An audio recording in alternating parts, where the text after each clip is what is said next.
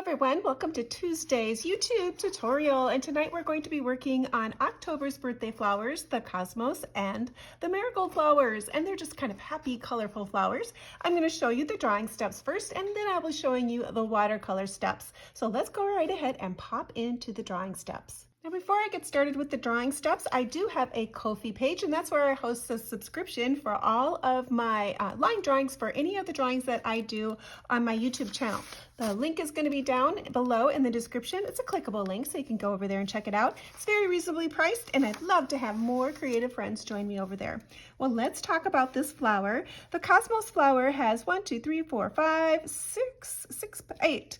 1, 2, 3, 4, 5, 6, 7, 8. I just drew all these, and now I can't remember how many petals I did.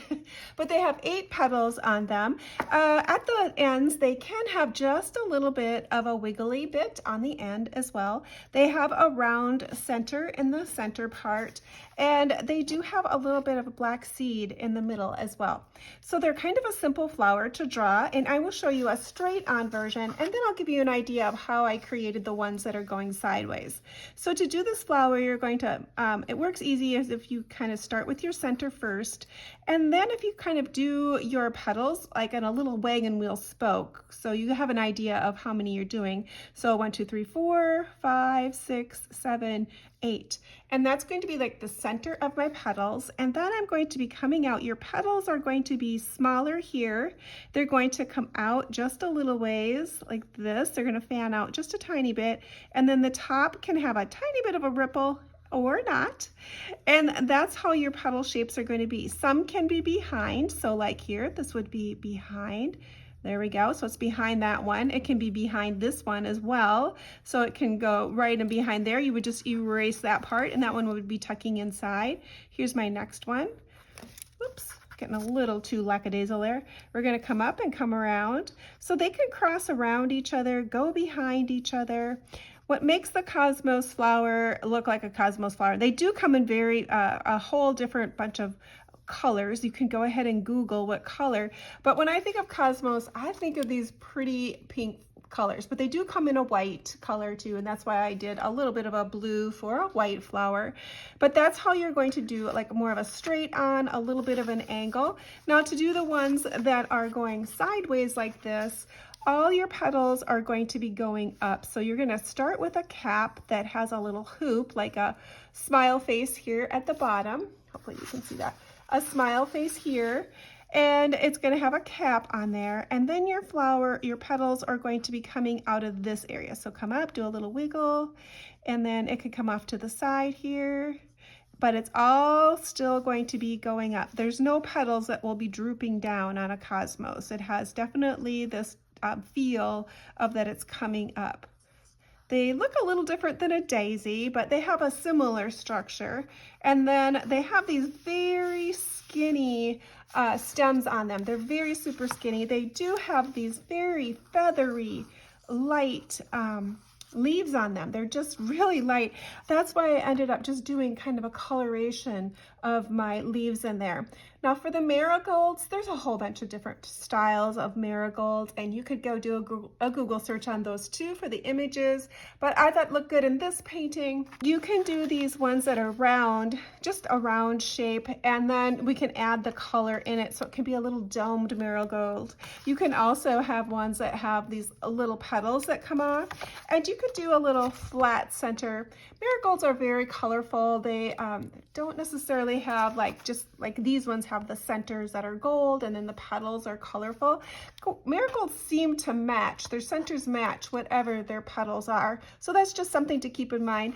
They do have a little bit of a leaf that comes down. So it would be more of a leaf that, so for like a little marigold center, you could just start doing these little back and forth C shapes. And then you can bring your petal towards you, do a little bit of ruffle, come out. Sometimes it helps if you want to do like a circle first and then put your petals and match it around here. That can give you a perspective of how to draw your marigold a little bit flatter. So you could do a more flattened one, or you can add some more little petals in here. It's really up to you. These have a lot of different looks to it. So by adding another layer of petals, I can just keep my little shape in here, do it in the gold colors, the oranges and the golds, and it's gonna look like a marigold. So that's basically how I built my flowers. The pretty part about this one, like I said, is the color of those cosmos. So let's go right ahead next into the watercolor step. For those who might be new watching me, I use the Canson watercolor paper, 140 pound. It's still considered a student grade paper, so it means it's reasonably priced, but it's a great watercolor paper to be able to practice and to just really work and practice with your colors. You're not going to feel like it's so precious and you have to make a masterpiece. Watercolor paper really does differ in prices. So this one's a student grade, and more cotton you have, the more expensive your paper will be. So this one is definitely a student grade. And mostly I'm going to be using this little set of watercolors, which would be considered a student grade as well. And the reason why I'm using this one is because I have this lovely shade of pink, this fluorescent shade of pink, which I wanted to use in my flowers. But I am going to switch up and use a little bit of my other paints as well. I want to add some of these brighter scarlets and maybe even a little bit of that purple in there as well to be able to add some of that. So I'm going to be mixing and matching my watercolor tonight. Use what you have. Look at your colors and see what you have. So I'm going to be starting, let's just start with this one here in the back. I'm going to take some clean watercolor and I'm going to wet the area that I want to paint in. I'm going to try to keep my paint inside of my petal area. Watercolor always travels where the paper is wet, so I want to just get my paper wet. You can get off to the side and you'll see your paper glistening and you can see where your water is. Then I'm going to pick up a little bit of this pink color and I'm going to tap it into that area. So I'm using the tip of my brush and tapping my color in. Now I can see my color floating on the top, and that's because my paper is already wet.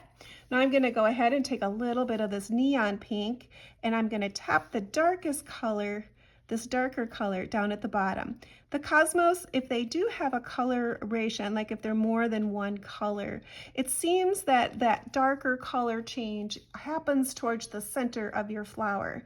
So by doing this wet on wet technique, my colors should kind of flow together and not have me to do a lot of work to get that color to move. Now let's come down here and do this one.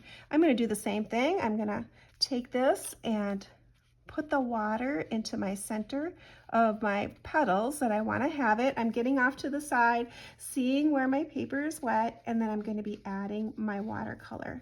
This is a fun practice to do this for these blending processes, to see how your paint will blend with that water, the blend on blend, that wet look.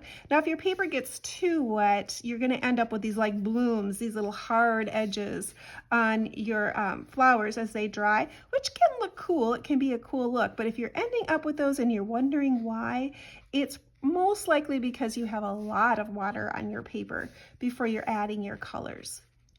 And if you don't want that look, you just need to get your paper wet and then add that little bit of shiny. I'm going to take some of that bright pink again and add that in there. Woo, that's a very shocking pink, but it looks great with these flowers. I'm going to put that in. And then this time around, I think I'm going to pick up another color. So I'm going to pick up a little bit bolder color.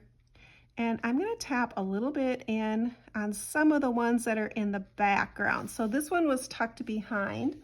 So I'm going to add that there. Now, because my paper is wet, this color may move throughout all of my petals, but it should still be fine. Because the colors all go together, I'm just using the tip of my brush and just kind of doing little taps on the edges where I think I want that color to be. Now, I'm probably at a point where I'm going to speed this up so you can watch me do these flowers and see how the color moves on my paper. But that's how you're going to do yours, or you can do them. It makes for a beautiful blend of colors. So try it, give it a try, and see what your paper and your colors, how they might blend.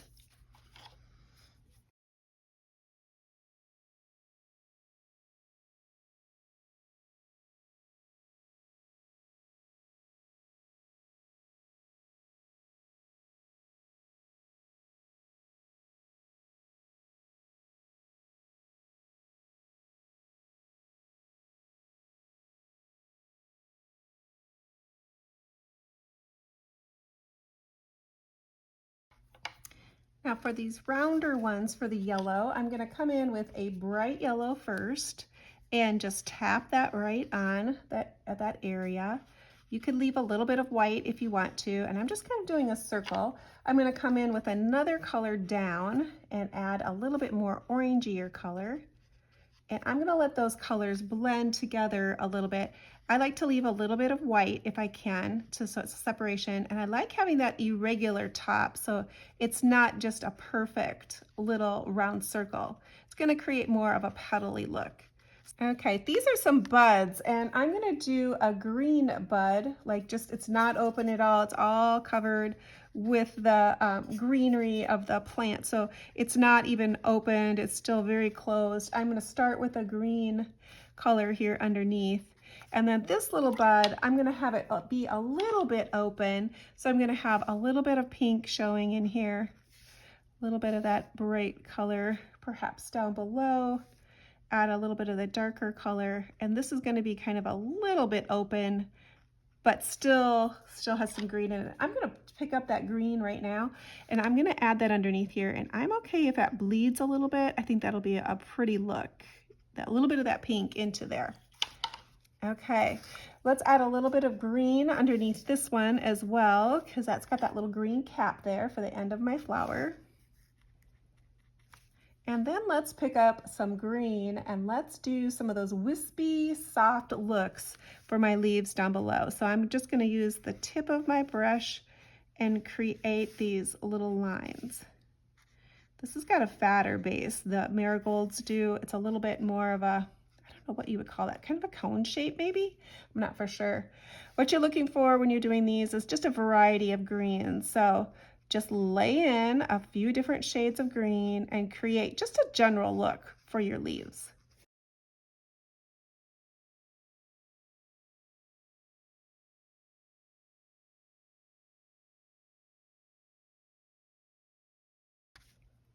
The leaf of that marigold has a different pattern to it. It's got a point at the end, but then off to the side, it's got these little ones that kind of match. Okay, so now this one's kind of looking like a little orange sunshine, so we need to change up that a little bit. We're going to take some orange, perhaps maybe even just a little bit of reddish color, and then let's do some little dibby dabs on here to give it more of some texture on there, because it got a little too sunshiny.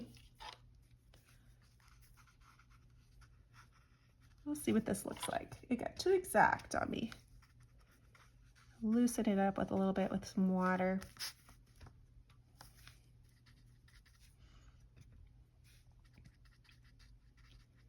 Okay. All right, let's go ahead and add those little yellow centers. So I'm going to take that brightest orange here, or the yellow that I had done earlier, and I'm going to tap that into my centers, pick up a little bit of that orangier color, and add that in. Now, if you get these little flowers here and they look like they're just too round, we'll maybe do a little bit of fixing on those too with maybe some pen work or some pencil. I'm going to put a little bit of a green bottom here at the bottom to give it a little bit of a cap, just to give it an idea that it's connected to something green.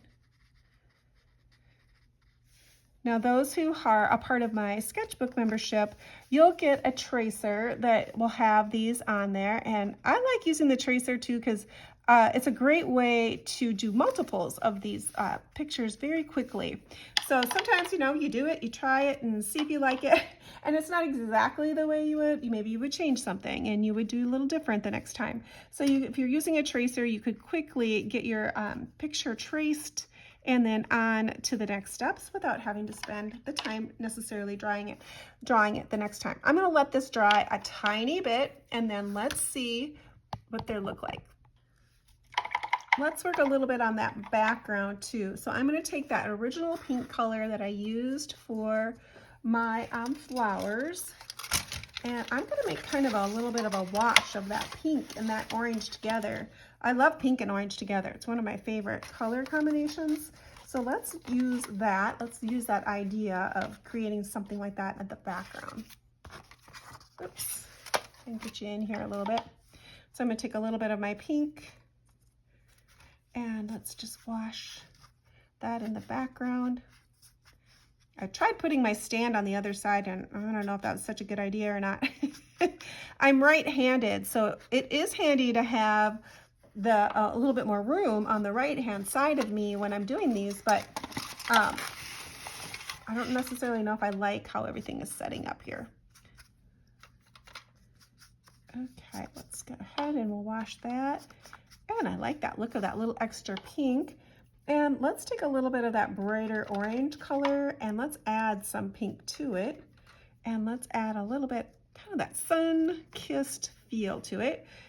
Now these are October's flowers and our birthday flowers, and I thought it was kind of funny that they're so bright and colorful. It's not necessarily colors that I think of when I think of fall, but you know, the cosmos flowers are still blooming around me, so they still have plenty of bloom left. So I guess it's not a weird thing that they are still blooming. I'm gonna go ahead and give this a dry. Before I get this all the way dry, I'm gonna do a little bit of splitter splatter. So I'm gonna pick up a little bit of that darker reddish color that I used there a little bit. And maybe, I don't know, some of that pink. Let's mix it together, see what we come up with. And I wanted to give it a splitter splatter in the background and just add a little bit of character in there. And I wanted to do that before it was all the way dry. Okay, all right, let's continue on drying. Now this is turning out pretty. I think I'm gonna add a little bit more detail on this little marigold one here. And I'm gonna add a few more just brighter tones of color just to break up my circle. And you know what it might be that's bothering me is I should have maybe lightened up my pencil marks on that before I painted it. And so I can see my round circle underneath there. And that might be what's bothering me. Let's do a little bit more tapping of color on these ones. A little bit more colorful. And you can kind of notice I'm not necessarily painting right in my flower. I'm gonna keep my pencil lines. I'm gonna add more pencil actually to these areas. Let's strengthen these inner circles a little bit more. I'm gonna add some brighter orange in there. See what we can get. Okay, let that kind of sit. Let's pick up a little bit more of that bright pink. Strengthen up some of these colors. So this would be called over glazing. So I'm coming in and I'm adding that next layer and darkening them up, and it's called over glazing. So my paint is dry. It still could be lifted. Even if it's dry like this, it still can be lifted. So I'm just adding another layer in and testing it out. So I'm pushing the boundaries right now and seeing what's happening. I always do mine a couple times, you know, because I'm teaching them. So sometimes it's fun just to think like, okay, what would it look like if I can push the boundaries a little bit more and see what I end up with. Now the ones in the back, I'm not going to have as dark. They're going to be a little bit more watered down because they would be in the background. So you want to have that look of perspective. So you don't want everything the same. You want it to have a little bit of contrast. Contrast is that's going to give your picture some interest. So these ones are sitting up front. They're got that real up in the front show flowers, and then I'm going to leave those ones in the back just a little bit lighter. Now I should probably add a little bit more color to these ones here too, because they are in the front. Let's add a little bit more, although it's kind of hard to compete with those big old colorful ones back there, but I think they look great. Okay, now you can decide, do you want to put a little bit more green? Maybe I'm going to strengthen some of these. I'm not going to spend a ton of time on that greenery because it's just so wispy and it's just very feathery, and I'm not going to spend a ton of time on there. Okay, I'm thinking that looks good. Let's go ahead, and I'm going to be using a gel pen tonight to do the lettering on my picture. So I'm going to be choosing to use this, it's a gray gel pen, glitter pen. Glitter pens are fun. You just need to make sure you're watching your hand when you use these because they do dry a little slower than what a micron pen would be. And you don't want to drag your hands through it. So I'm doing a script writing this evening, just a very casual one. Writing like this, I always say, is rather like drawing. It's just a skill we learn. The more you practice it, the better you're going to get. And it's very much like a drawing motion, actually. Let's see, here we come down. So I'm thickening the edges that are going down. The sides of the letters that are going down, that's the side I want to add that little extra layer to. And that'll just give it kind of a fun little script look to it. Okay, so up, that's one line. Down, it's going to be a second line. Up and then down. Okay, now these are wet a little bit. I don't think I can do it. Well, maybe I can. I'm going to come in and just tap a few little dark marks. Because my pen is dark and bold, I'm going to take a little bit of that. And some of these little cosmos do have those little black seeds on them. So it would be appropriate to have a few little of these black seeds in there. And I think that looks good. Now, this is a time you can decide whether or not you would like to add another mixed media element in. And tonight, maybe I will try my General's charcoal pencil, and I will add some line work with that. So this is a little bit softer than what a marker like my Micron pen would be. So it's going to have a little bit more charcoal. Now, I didn't do this one on my original one, but like I said, I want to try something different. So maybe by breaking up that circle underneath there, I'm not going to have it won't look like a sunshine to me anymore. It still might, I don't know. Okay, we're going to add a little bit here and there. So I'm going in with similar sketchy style that I normally do, but this time I'm doing it with a General's extra black number 555. These ones are pretty easy to find. I think I bought mine at Michael's or Hobby Lobby, this little set. So they're pretty easy to find for a charcoal pencil.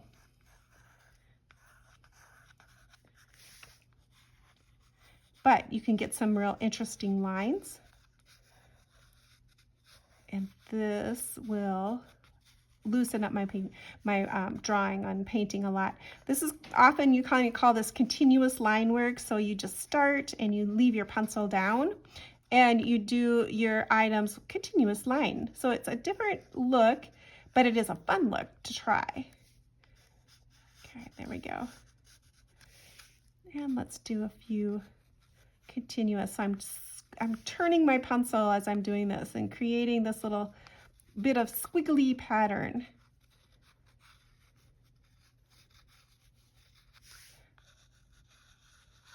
Okay, let's add a few little lines down in here too. Maybe the ones that are actually connecting the flowers I could make darker.